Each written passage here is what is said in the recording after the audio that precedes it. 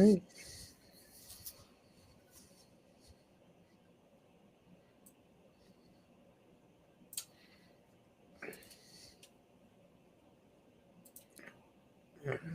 All right. Perfect. Share that, and we will be good to go.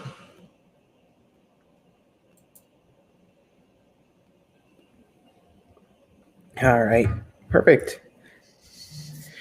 All right. Thanks, everyone who's joining us on another Connecticut College basketball chatter, our Monday live streams. I'm excited today because we're getting to talk about some game action to preview the upcoming game between UConn and Marquette that'll be happening tomorrow night. So Andrei Greska of Paint Touches is here to join us. He avid follower of Marquette, very in tune with the team. So Andrei, thanks so much for joining me today. Oh, Jared, thanks for having me on. This is cool. I've never done something like this. So, Andrei, to start, just from an outsider's perspective, looking at Marquette this season, it seems like they've had some pretty high highs and some lower lows as well. How would you describe this season so far from a Marquette perspective? I think you hit that on the head.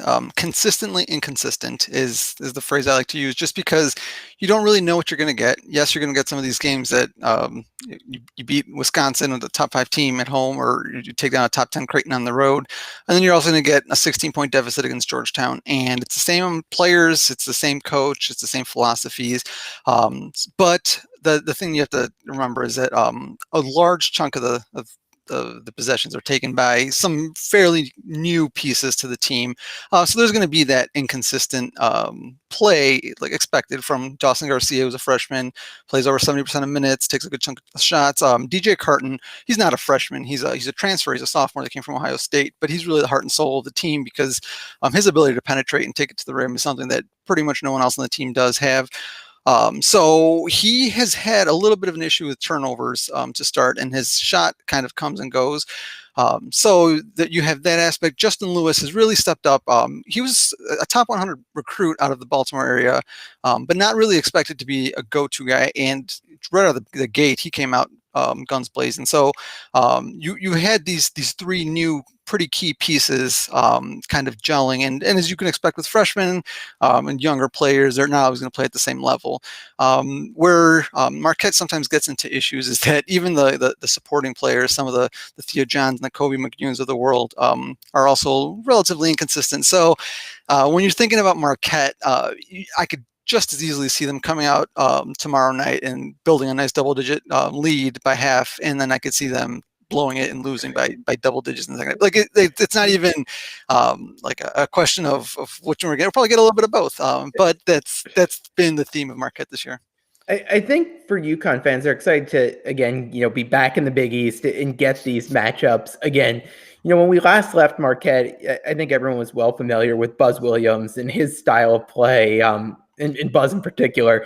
What have things been like under Wojo? And give UConn fans kind of an idea of his style of play and what they can expect to see out of a Marquette team. Yeah, from an offensive perspective, you'll see a lot of pick and roll action. So especially at the top of the three-point arc, very heavy pick and roll.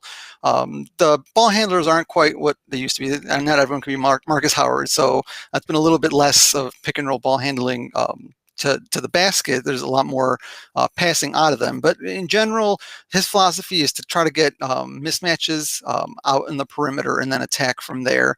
And you can't really argue with the results to date. I think he's been it's been like a top 50 offense the last 4 or 5 years. And a lot of it could be attributed to, hey, Marcus Howard, you better have a top 50 offense. But everyone is expecting a big drop this year. And even though, like I said, there's been inconsistencies in general, Marquette's offense has been the most surprising part of the team. However, with Wojo teams, and as you'll be, if you're a follower on Twitter or if you've read anything at Paint Touches, I just had a post last week. The defense struggling has been one of the key components of the Wojo tenure. Not as bad as in 2017. I think they were ranked 180th. They're in the hundreds. 2018 was 180th. It just bad defense. Like that's a staple. It's been better the last 2 years, and this year we thought, we as in the general Marquette fan base and most pundits as well, hey, Yeah, Marcus leaves. You have longer players. You got Dawson at 6'11" playing the 4. You got Justin Lewis, who's a 7'2" wingspan. You got DJ Carton, who was really good and active on the perimeter at Ohio State. That could probably lend itself to a better offense, a better defense, and the returns early on were great.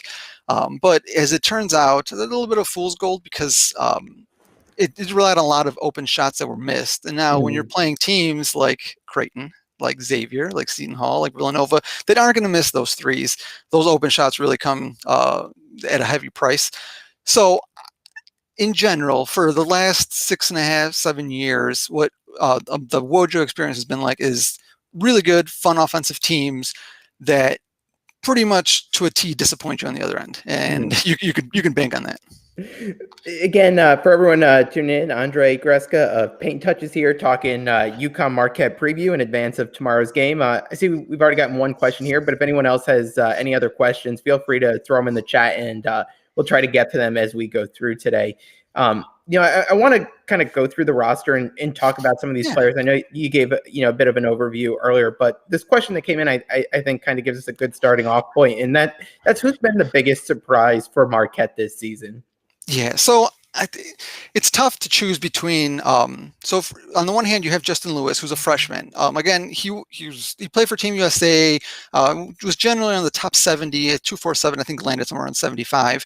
So that's the kind of level where you see them getting play, some run, but you don't really expect much of them. And through the early part of the season, he was a revelation. You had Jamil Wilson, who was a former Marquette player, on Twitter chiming in like, hey, enjoy him while you can, because he's going to the league for a while. In the ESPN's latest mock draft, he was a top for 2022. He was a first round pick. So in general, I think Justin Lewis has been much better than advertised early on. He's had a bit of a struggle. I think he's 1 of 14 on his threes the last 7 games. So removing that aspect out of his game makes him a little bit easier to guard because he is in the 6'6", 6'7" range. Plays like a heavier power forward, but he has a little bit of touch. So it's interesting to see how the Big East adjusts to him because he was a revelation. But setting aside like expectations for a freshman, I think Jamal Cain has really, really stepped up. Every year I do some minutes previews at the beginning of the year to kind of lay down where I expect. And what I said for him was, he's been here 3 years. We've seen what we got out of him. Like we could probably bank around 15 to 20 minutes, and hopefully you get some good production out of that. He can sit in the corner, shoot some threes. Don't want him to dribble. He turns it over a fifth of the time. But in general, he has been one of the most consistent players on Marquette, and that's really, really surprising. I think he has thrived at the 3, not having to guard some 4s, which like personally, I didn't see coming. That was really surprising to me because he's longer. He's got wingspan. He jump out of the gym, but he's not quick. So guarding perimeter players, I thought would be a bit of an issue. Defensively, he's been fine. He's been okay, nothing special. But offensively, I think he's shooting over 48% from 3 against Georgetown. He really, really came up clutch. 25 points in the second half. Hit the dagger in the last minute off a pass from DJ. So Jamal Cain is not a name that was on anyone's radar really going in, and he still won't be like a first or second option offensively. It'll still be DJ and then one of the bigs. But if you leave him open, he makes you pay at a rate that no one saw coming, and it's been really nice to see from a guy who's been so invested in the team for 4 years now. One of UConn's strengths this year has been its depth in the front court, and kind of having a few different big guys they can throw at you. Who from Marquette, do you see being that big problem for them down low? Well, most of the games have played. Theo John has started at the 5, and he's going to start at the 5 again. And he's a big guy. I know we might not have watched a ton of him if you haven't watched a lot of Big East ball, but you know what to expect of him, and he's delivered this year.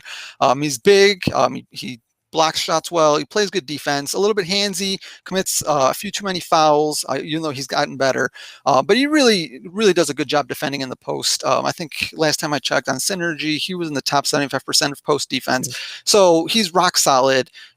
However, the issues come into play. They did against Georgetown, and they have in past years. When he steps out, that's a little bit more of a question because Justin Lewis played most of the 5 against Georgetown when Theo was in foul foul trouble. And he's 6'7", he's built solidly, he's jumps well, so theoretically he'd be a good defender, but his post defense leaves a lot to be desired. So I think there will be some opportunity for UConn to attack when Theo comes out for his breathers. And Theo, again, he's playing like 30 minutes a game, which is a career high. So it's not like he's not going to be a presence down there. But those 10 minutes or so, when you're kind of seeing a smaller player, Justin Lewis will usually be the 5. But you also have Dawson Garcia. He's a McDonald's All-American, top 40 recruit, freshman of the week this past week, and he's projected to be the freshman of the year in the Big East, and it looks like he could come close to fulfilling some of that.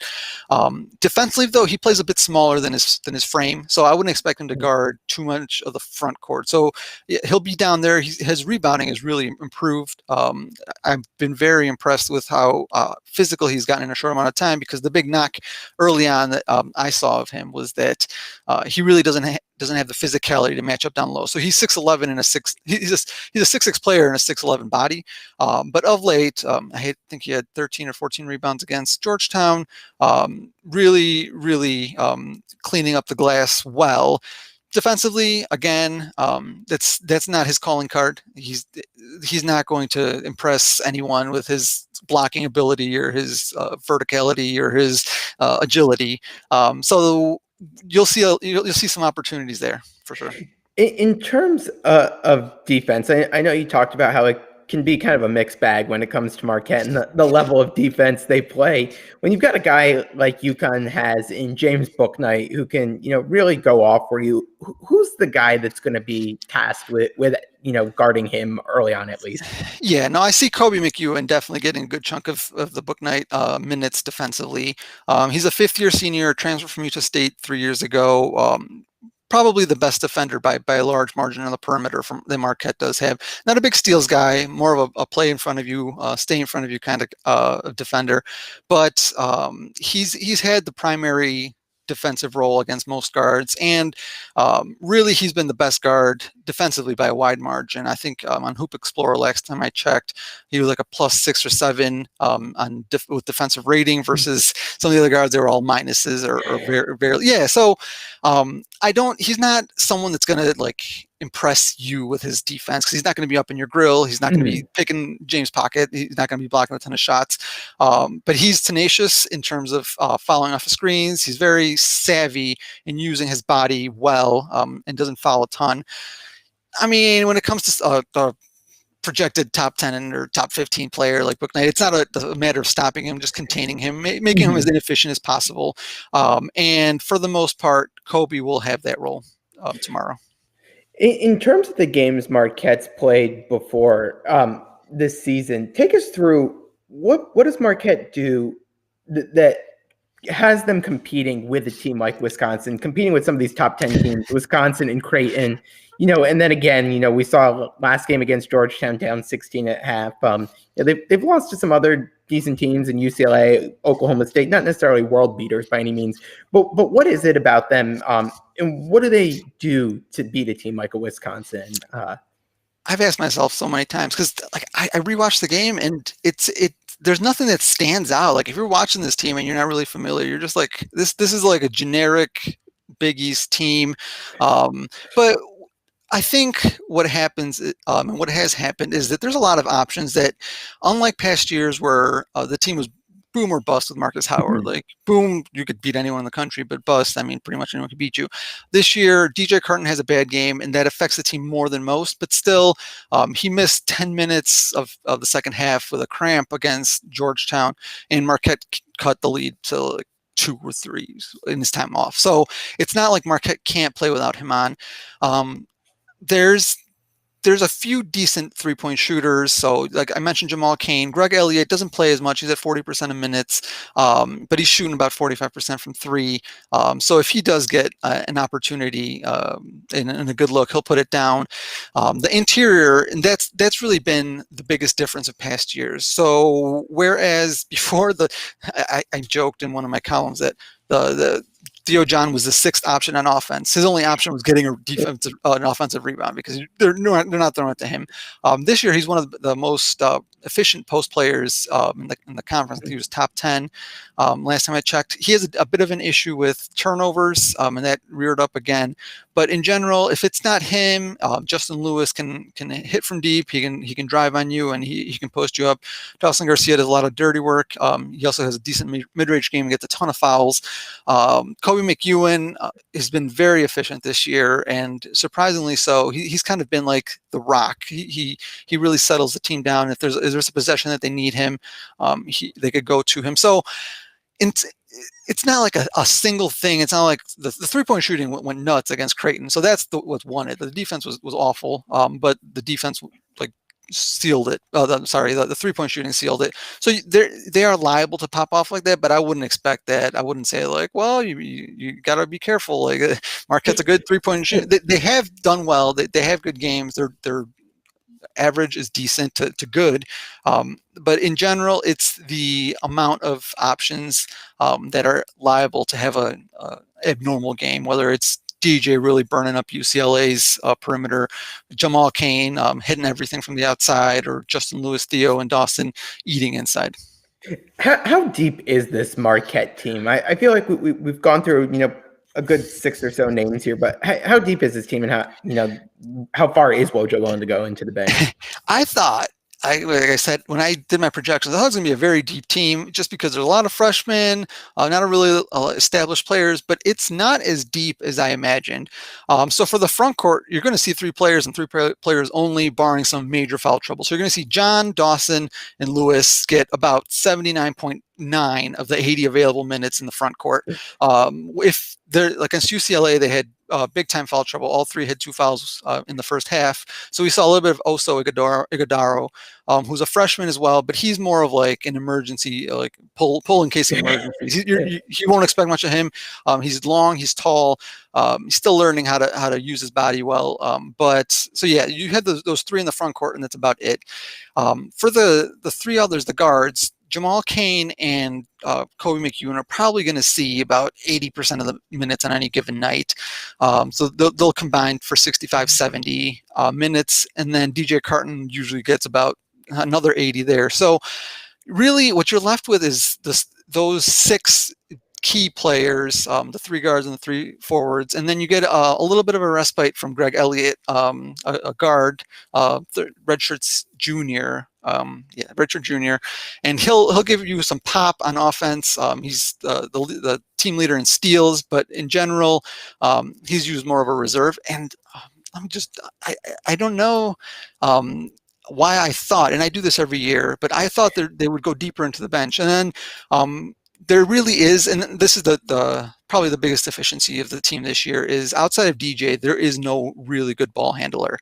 So if DJ gets in foul trouble, if he's having an off night, the offense gets a little shaky because this team has a ton of issues with turnovers, even with DJ. So without him, it gets even worse. Samir Torrance, who's actually recruited by UConn, and former assistant coach Dwayne Killings to Marquette, he had a really good preseason. A lot was expected of him. He actually started the season over DJ, and he just has not been able to really live up to that billing. He can't shoot the 3. I think he's 2 of 10 on unguarded spot up threes this season. I think he's 560th out of 620 players.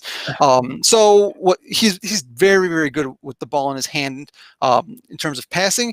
But when you can't hit that shot, you can't get into the lane, you can't create openings. So he ends up over dribbling on the outside. So yeah, in terms of depth, like there's very little depth in this team outside of the one guy that replaces multiple guys. You won't see much of Dexter Akano. You won't see much of any of Jose Perez.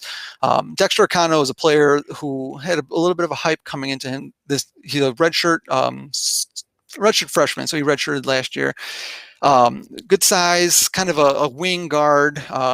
He played some summer league games against Donovan Mitchell and some Utah Jazz players, really showed out. And he missed the 21 days leading up to the season. I think he contracted COVID. So it really stunted his growth, and he's not at a position where he can play. So again, depth-wise, you're not going to see many players outside of the ones we named, 1 or 2 bench guys. Interesting, and I think UConn will definitely kind of lick their chops at some of those turnover issues that Yes. Marquette has, because that's Yes. one thing that they're going to want to try to get at right away. Again, for anyone who's tuned in here, if you've got any questions as we kind of start to wrap things up here, feel free to throw them in the chat here as we wind down. But again, another matchup back in the Big East that UConn fans are really looking forward to. Kind of wrap with this one, Andre. If you had to give a prediction for tomorrow, how are you feeling? Pain. That's my prediction for every game. I have to come in with the mindset it's going to be painful, and hopefully comes out my way. But in general, the turnovers are huge, and I don't think Marquette has answered that, and I don't think Connecticut poses a great matchup against someone who does turn it over as much as Marquette does. I do think that Bouknight will have a day, because Marquette's pick and roll defense has been subpar to date, and really having difficult time containing perimeter players. That's not to say they score straight from the arc, which is the case a couple of years ago. But if Bouknight has his eyes up, a couple of the guards, there's going to be a lot of openings. There's going to be a lot of open shots to be had. So, as they like to say, it's a make or miss league, and UConn will have its opportunities to make some threes, and I don't think Marquette has the defense to a place where it will be able to make up that deficit. So, I mean, if you had to make me pick, I would guess UConn probably by about 5 or 6 tomorrow. And that's the exact margin I was thinking. Yeah. First road game too always gets me a little anxious for UConn. But I guess with no fans there, see the impact that has. One question here that's coming in. I know we talked about Wojo a little bit earlier, but it's always fun to talk hot seat stuff when it comes to sports. And someone here is asking kind of midseason job security check for Wojo and where things stand there. So he's going nowhere. He is 100% locked into this position. Not necessarily because he's doing a stellar job. I think the administration thinks he's doing great. He's running a clean program, keeping Marquette out of the bad headlines. Recruiting is great. Results here or there, probably could use some more wins later in the season. Recruited Marcus Howard, got people of the NBA. So in general, some of the tangible, the periphery stuff is all positive in his favor. But that really isn't the case in terms of why he's rock solid. He's rock solid because Marquette's in a fairly bad place financially as an institution. I think $25 to $40 million shortfall for the upcoming semesters. There's cutting a bunch of programs. There's a lot of negative financial news coming out of the academic institution. So this is not Texas. This is not where you can just buy out a coach, whatever. It will be interesting to see, because he's probably due for a re-up to his contract. I think he's got 2 or 3 years left, and I know they don't like recruiting on such a small time period. So it will be very interesting to see how they handle it, because he needs some sort of security in terms of longevity. But I don't think the results warrant some big investment, because there are 0 NCAA tournament wins. There's only 1 top 3 Big East finish. This is year 8. There's only 1 real NBA player out of his tenure. Henry Ellison's out of the NBA right now. So I think we see some sort of negotiation where he gets extended, but the buyout kind of drops out in terms of what it takes for Marquette to let him go. So he's 100% secure in his job. He is going nowhere. But that's not to say that everyone thinks he's doing a stellar job and that his future is secure. Mm-hmm. Andre, I really appreciate the time. Thanks so much for hopping on tonight to preview UConn-Marquette again tomorrow night. I know everyone's looking forward to it. So thanks for hopping on, and good luck to Marquette the rest of the season. I appreciate it, Jared. Thanks. Thanks. Bye-bye. Bye.